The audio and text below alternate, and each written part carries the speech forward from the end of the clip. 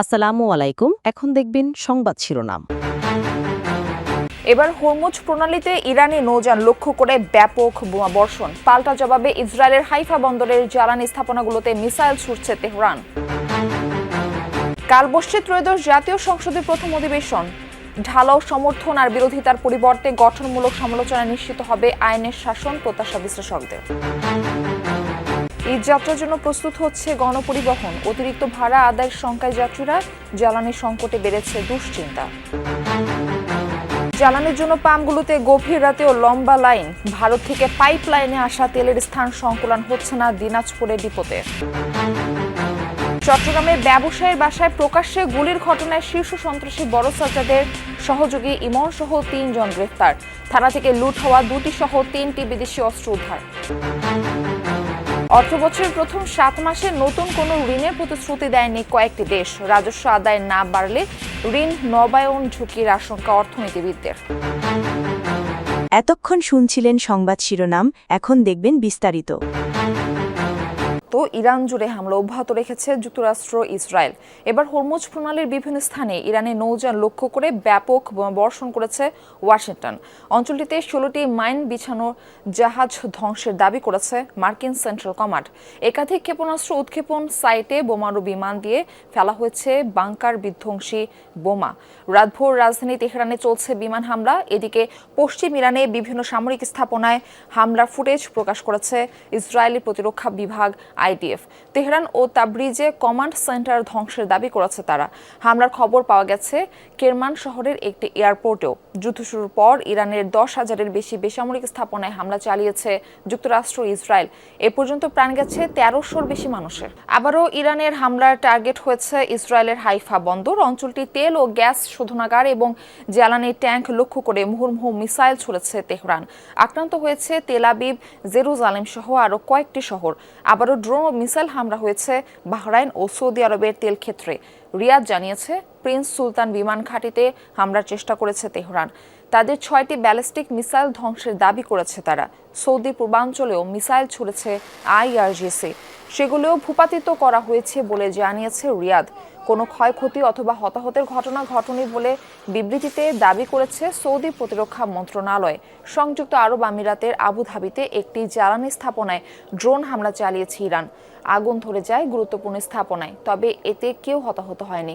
অবশ্য কার্যক্রম বন্ধ রেখেছে অঞ্চলটির সবচেয়ে বড় তেল শোধনাগার। হামলা হয়েছে কাতার, কুয়েতেও। সাংবিধানিক সংস্কার অধ্যাদেশের ভবিষ্যৎ নির্ধারণী সংসদ বসছে কাল। জনমানুষের ভোটে নির্বাচিত এবারের সংসদ নানান কারণে গুরুত্বপূর্ণ বলছেন নাগরিক ও বিশ্লেষকরা। ঢালাওভাবে সমর্থন বা বিরোধিতার বদলে গঠনমূলক সমালোচনা করবেন এমপিরা। আইনের শাসন, দ্রব্যমূল্য নিয়ন্ত্রণ ও নিরাপত্তা সহ জনগণের প্রত্যাশা পূরণে কাজ করবে এবারের সংসদ, এমন প্রত্যাশা তাদের। বহু বছর পর এবার প্রত্যক্ষ ভোটে জনপ্রতিনিধি নির্বাচিত করেছে জনগণ। অধিকার ও গণতন্ত্র পুনরুদ্ধারের সে লড়াই ছিল রক্তক্ষয়ী। তাই হয়তো নির্বাচিত প্রতিনিধিদের কাছে এবার প্রত্যাশাও অনেক বেশি। ক্ষমতার চর্চা নয়, মানব সেবার শক্তিশালী কাঠামো তৈরিতে কাজ করবেন সংসদ সদস্যরা, আশা সাধারণ মানুষের।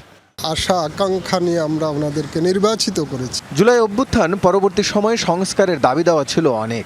স্বৈরতন্ত্র ঠেকানো, আইনের শাসন প্রতিষ্ঠা সহ বিভিন্ন দাবিতে গঠিত হয় সংস্কার কমিশন। খাতওয়ারি আমূল পরিবর্তনের সুপারিশ করেন অভিজ্ঞরা।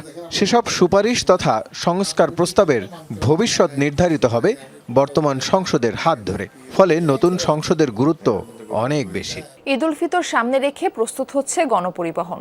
বাস, ট্রেন, লঞ্চে চলছে শেষ মুহূর্তের প্রস্তুতি। ব্যবসার পাশাপাশি যাত্রী সেবা নিশ্চিত করার কথা বলছেন পরিবহন সংশ্লিষ্টরা। যদিও ঈদের সময় অতিরিক্ত ভাড়া আদায়ের আশঙ্কা রয়েছে যাত্রীদের। নতুন করে ভাবনার জায়গা রয়েছে জ্বালানি ইস্যু।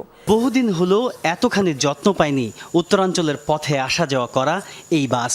সামনে ঈদ যাত্রা, তাই দৃষ্টিনন্দন সাজে প্রস্তুত করার সর্বোচ্চ চেষ্টা শ্রমিকদের। সপ্তাহখানেকের ছুটি মিলবে ঈদ উপলক্ষে। যাত্রী সেবা দিতে প্রস্তুত হচ্ছে রাজধানী থেকে দেশের বিভিন্ন রুটে চলাচল করা দূরপাল্লার বাসগুলো। সবার প্রত্যাশা যাত্রা হবে আনন্দমুখর।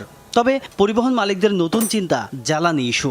রাজধানীর ফিলিং স্টেশনগুলোই জ্বালানি তেলের জন্য আজও দীর্ঘ লাইন। সরবরাহ ঘাটতির কারণে এখনও স্বাভাবিক কার্যক্রম শুরু করতে পারেনি কয়েকটি পাম্প। সকালে তেল নিতে এসে দীর্ঘ সময় অপেক্ষা করতে হচ্ছে মোটরসাইকেল ও গাড়ি চালকদের। কেউ ফজরের নামাজ শেষে, কেউ বা সাহরি খেয়ে এসে দাঁড়িয়েছেন দীর্ঘ লাইনে। গভীর রাতেও লাইন ধরেছেন কেউ কেউ। পাম্পের কর্মীরা বলছেন কিছুটা স্বাভাবিক হতে শুরু করেছে তেলের মজুদ, তবে সরকার নির্ধারিত পরিমাণ মতোই সরবরাহ করা হচ্ছে জ্বালানি তেল। চালকরা বলছেন ভোগান্তি নিরসনে সরকারকে কার্যকর উদ্যোগ নিতে হবে। কেউ কেউ তেল অবৈধভাবে মজুত করছে বলে অভিযোগ তাদের। আমি নিম্নতম অন্ততপক্ষে 500 থেকে 600 টাকার তেল যদি পাইতাম তাহলে আমি আর আসতাম না। এখন হয়তো বা কারো মজুত করছে, তারা কারণে তেল কমিয়ে দিচ্ছে। সিচেহরি খেয়ে এখানে এসে নামাজ পড়ছে, এখন ওই সময় লাগে দেখে আগে চলে আসছে। সরকার যেহেতু বলছে যে তেলের সমস্যা নাই, তারপরেও আমরা বের হয়ে দেখছি যে কিছু কিছু পাম্প, যেমন আমি মিরপুরে থাকি, মিরপুরের এরিয়াতে সব পাম্পগুলো বন্ধ হয়ে গেছে। চট্টগ্রামের গার্মেন্টস ব্যবসায়ীর বাসভবনে প্রকাশ্যে গুলির ঘটনায় শীর্ষ সন্ত্রাসী বড় সাজ্জাদের সহযোগী আব্দুল কাইয়ুম, রিমন, প্রকাশ ইমন সহ 3 জনকে গ্রেফতার করেছে পুলিশ। এ সময় গুলির ঘটনায় ব্যবহৃত বিদেশি রিভলভার, পিস্তল সহ 3টি বিদেশি অস্ত্র উদ্ধার করা হয়। এর মধ্যে 2টি অস্ত্র থানা থেকে লুট হওয়া। মঙ্গলবার রাতে সিএনপি কার্যালয়ে সংবাদ সম্মেলনে এসব তথ্য জানানো হয়। পুলিশ জানায় গ্রেফতারকৃত সন্ত্রাসীরা দীর্ঘদিন ধরে বিদেশে পালিয়ে থাকা বড় সাজ্জাদের নির্দেশে চাঁদা আদায় করে আসছে। প্রাথমিক জিজ্ঞাসাবাদে গার্মেন্টস ব্যবসায়ীর কাছে চাঁদা না পেয়ে গুলি করার কথা স্বীকার করেছে তারা। এর আগে 28 ফেব্রুয়ারি চট্টগ্রামের চকবাজারে এক শীর্ষ ব্যবসায়ীর বাসা লক্ষ্য করে গুলি করে অভিযুক্ত সন্ত্রাসীরা। নতুন সদস্য রিক্রুটের ক্ষেত্রে তাদেরকে পবিত্র কোরআন ছুঁয়ে শপথ করানো হয় এবং ওই শপথের ভিডিও শীর্ষ সন্ত্রাসী সাজ্জাদের কাছে প্রেরণ করতে হয় এবং ওই নতুন সদস্য রিক্রুটের পূর্বে পুরাতন একজন বিশ্বস্ত সদস্যকে গ্যারান্টর হতে হয়। এরপরে তারা নিয়োগ দেয়। এটা তাদের একটা বায়োডাটার মতো।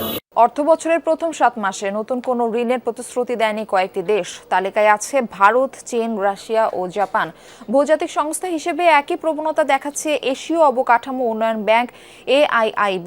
তবে আগের নেয়া ঋণের অর্থছাড় চলছে। অর্থনীতিবিদরা এই প্রবণতাকে নেতিবাচক না বললেও ঋণের ব্যাপারে সতর্ক হতে বলেছেন নতুন সরকারকে। আশঙ্কা রাজস্ব আদায় না বাড়লে ঋণ নবায়নে ঝুঁকি বাড়বে। উন্নয়ন প্রকল্পের জন্য বিদেশি ঋণ নেওয়া বাংলাদেশের দীর্ঘদিনের রেওয়াজ। গত 1.5 দশকে এই প্রবণতা ছিল সবচেয়ে বেশি। এ সময় অসংখ্য ছোট বড় অবকাঠামো তৈরি হয়েছে, তার সাথে পাল্লা দিয়ে বেড়েছে বিদেশি ঋণ। 2009 থেকে 2024 এই 15 বছর ধার করার প্রবণতা বাড়ে প্রায় 4 গুণ। সেসব প্রকল্পের অনেক কাজ শেষ না হলেও এখন ঘনিয়ে আসছে বিদেশি ঋণের কিস্তি পরিশোধের চাপ। অর্থনৈতিক সম্পর্ক বিভাগ ERD সবশেষ প্রতিবেদন বলছে চলতি অর্থবছরের প্রথম 7 মাসে ঋণ ও অনুদান এসেছে $264 কোটি। একই সময়ে কিস্তি দিতে হয়েছে $267 কোটি বেশি। এর মধ্যে সুদ প্রায় $89 কোটি। তার মানে দেশের মোট রপ্তানি আয়ের প্রায় 16% এখন বিদেশি ঋণের কিস্তি পরিশোধে খরচ হচ্ছে। প্রকল্পগুলো সঠিক সময় বাস্তবায়ন করতে পারেনি বলে কোনো রিটার্ন আসেনি। আমার দেশ এগিয়েছে, অনেক প্রকল্প আমরা করেছি, কিন্তু আমার রাজস্ব আহরণ বাড়ছে না। তার মানে আমার ঋণ ফেরত দেওয়ার ক্যাপাসিটি সরকারের বাড়েনি। সুতরাং যে ফিজিবিলিটি স্টাডিগুলো হয়েছে সেটার মধ্যে কোনো গলদ আছে কিনা।